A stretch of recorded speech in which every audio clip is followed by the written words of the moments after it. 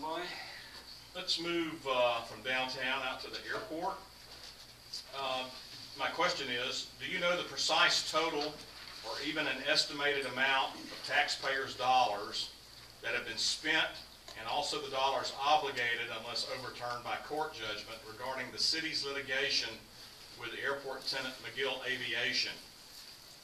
Followed by, what's the future or vision of our airport?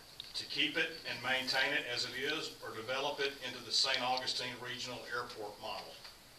Well, I'm a little bit of a, I don't know the answer to the first one. I have not been involved in the litigation, but I do know it's substantial, and my belief is that we need to get that settled, and settled quickly. We do have an obligation to the courts. As for the second part of the question, no, I don't believe we need to expand the airport into a regional airport. We have airports nearby that can bring in commercial jets, and but we do need to keep what we have because it does service citizens of the island, as well as bringing in plenty of people to the county, the Ritz, the Plantation, and so on, which brings plenty of cash to the island. So I think it's we don't need to expand it. We need to maintain it and run it well, and run it as a break-even, because after all, is it a city taxpayer expense?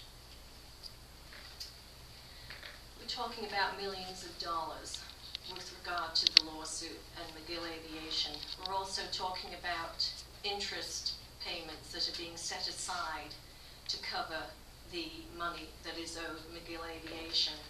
I remember when Commissioner Leeper left his office here, he had stated, that was in 2008, he stated within weeks we can finally close the door on the McGill Aviation lawsuit. Guess what? The door's still open. It should have been put to bed a long time ago. It saddens me because when I moved to this island, that lawsuit was going on. That was in 2003, and we continue to this day. There's something sad about that when we're talking about taxpayer dollars that have been wasted in such a way. 1.2 for attorney's fees, approximately 1.5, 1.6. It's been an expensive case. Started 7 years ago. There was a chance for a settlement with another commission. That settlement offer was voted down. Recently, our commission got involved. We could not really get involved because there was court-ordered litigation going on. You can't settle when that is happening. What our commission decided, we are not appealing the issues brought forth in the McGill lawsuit. We are appealing the attorney's fees, and I believe had any of you been in the room, you would have voted to do the same. The downside risk for the city is not very much. The upside risk is pretty good. Yes, $1.2 million, 1.25 is what we're on the hook for. And could you repeat the question? I want to be specific in my answer here, if I can.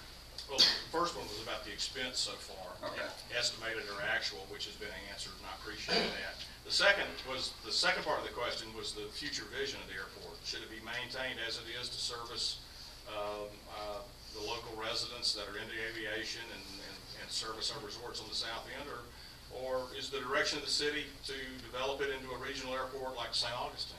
It is not my vision to develop that into a St. Augustine type model. I think it's a small airport. It needs to remain a small airport.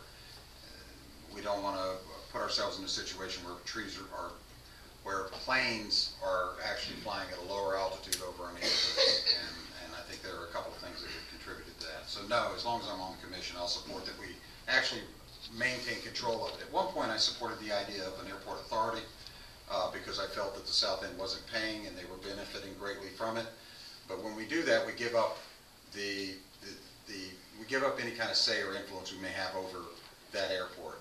I don't think that's wise to do, because once we turn it over to an airport or an airport authority, their sole goal is to generate revenue, and that's a very dangerous place for that airport to be, given its proximity to the neighborhoods. My question would be, they refiled on this to get attorney's fees. I haven't seen anything where they're going to get all the attorney's fees back. What I read in the thing was that they're only going to get part of the attorney's fees, and I don't know how much money are we going to spend to get the attorney's fees back. Are we going to spend $500,000 to get $400,000 back?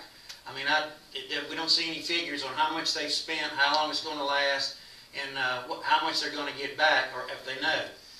So I don't know why they refiled. I mean, according to them, I guess they thought it was, but I don't think anybody's told us what it's costing us to get this back. I mean, if the cost is more than what we're getting back, why'd we do this? And I wouldn't be in favor of a regional airport. Keep it like it is. Mr. Thomas from Ms. Pelican. There has been talk about consolidating the city and county governments lately. How would that work, and would you be in favor of it? Obviously, I'd be in favor of exploring that, and we've discussed, this seems to be the popular question du jour, since it was brought up at the county commission meeting, because some of the residents were very disappointed with the strategic plan vote. Again, I would be amenable to looking at areas that could be consolidated. We've talked about emergency services, the police, the fire department, things like that. And my understanding, I've learned this afternoon that Ms. Steger has been talking to Mr. Leeper on the County Commission regarding exploring those avenues, and that talks could be promising.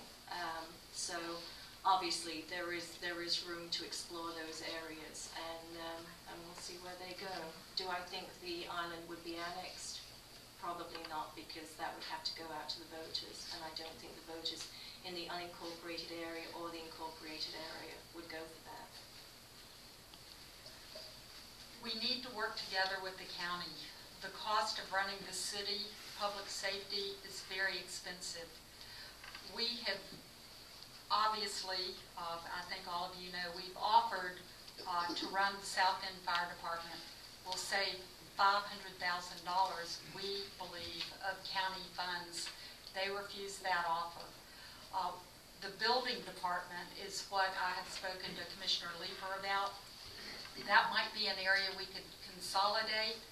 We need to examine it. It's not clear that it will be in the best interest of anyone, but let's talk about it.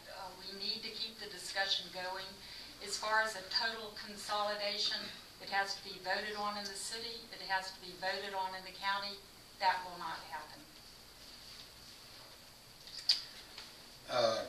Consolidation, I'm interested in looking at a couple of departments. I think that we have an accredited professional police force. We've got 30 officers on the force here that protect us. In the summer months, we need those police officers. The county doesn't have the kind of revenue for that. Our response times on fire is significantly better. There was a tri-state report done recently that reported that. I don't think we need to consolidate that. I'm open to anything that might save the citizens of Fernandina Beach, but we have two very different missions, the county and the city. The city has a historic district, and we have several, the marina and the airport and the golf course. These are all enterprise funds that belong to you, the citizens of Fernandina Beach, and we really need to be aware of their potential and maximize that potential to keep our taxes under control. And we've got a pretty nice little city here. I like it pretty much just the way it is. Fire department, because of their training and their efficiency and their response time, I don't think we need to do that at this time. They're way ahead of the county. Police department, the same. Their response time, which is important to people on the island, that when you need the police, you need them now, not yesterday. Same with the fire department. Either one of them, I wouldn't be in favor of that at this time. And then the building department, I think we need to look at that. The Florida state law is the same for both. I think they're just interpreted different, and right now it costs about twice as much to have a building built in the city as compared to the county.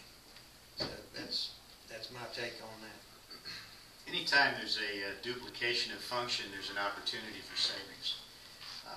The city spends 50% of its operating general fund budget on public safety. We do a darn good job at it. We've got a 32-person officer police force that does a great job in the city. The county, the unincorporated area on the island, probably has upwards to anywhere from 2 to 4, depending on who you talk to, deputies that are assigned every once in a while to take care of public safety down there. Fire and rescue, 2 of the 3 buildings are in the city, the other one's in the county. It makes sense to consolidate those efforts. We could, there's an opportunity for savings there, certainly in public safety. The building codes, yeah, the Florida State Building Code is the same for both, but we do have the historic downtown we have to think about. So we do need to keep a presence on that. But I would be in favor of pursuing talks with the county for sure.